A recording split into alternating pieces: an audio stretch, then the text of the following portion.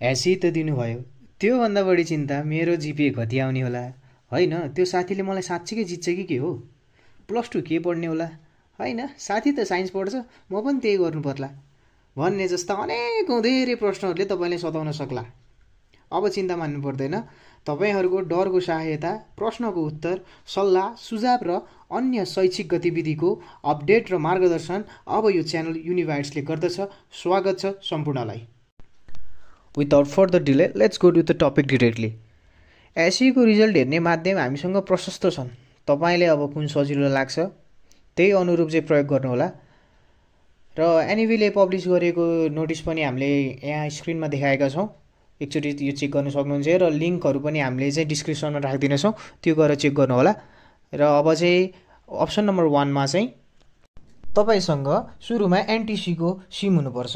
यदि तपाईँको फोनमा एनटिसीको सिम छ भने मेसेज बक्समा गएर एसई अनि स्पेस अनि तपाईँको सिम्बल नम्बर त्यहाँ लेख्नुहोस् र कतिमा पठाउने भन्दा 1600 नम्बरमा चाहिँ सेन्ड गरिदिनुहोस्।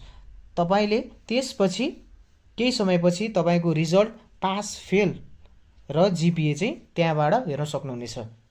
र अरू माध्यम भनेको चाहिँ हामीसँग धेरैभन्दा धेरै वेबसाइटहरू छन् जसमा चाहिँ हामीले विभिन्न वेबसाइटहरू युज गरेर चाहिँ हाम्रो एसईको रिजल्ट हेर्न सकिन्छ।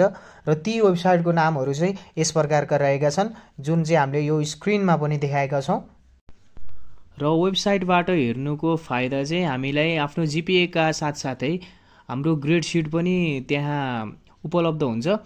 र महत्त्वपूर्ण वेबसाइटहरूको नाम लिनुपर्दाखेरि www.se.gov.np अनि अर्को www.nev.gov.np, अर्को www.se.ntc.net.np। यति वेबसाइटहरू तपाईँले एउटा मात्रै राम्रोसँग युज गर्नुभयो भने तपाईँले आफ्नो ग्रेड सिटका साथसाथै आफ्नो जिपिए पनि थाहा पाउन सक्नुहुनेछ। र मुख्य कुरा के हो भने चाहिँ तपाईँले आफ्नो सिम्बल नम्बर र फर्म भर्दा युज गर्नुभएको डेट अफ बर्थ, जन्म मिति चाहिँ एकदमै सही हुनुपर्नेछ। र त्यो कुराहरू चाहिँ सही गरेर कुनै पनि वेबसाइटमा चेक गर्नुभयो भने चाहिँ तपाईँको रिजल्ट चाहिँ तपाईँले उत्तिखेर नै वेबसाइटमा चाहिँ देख्न सक्नुहुनेछ।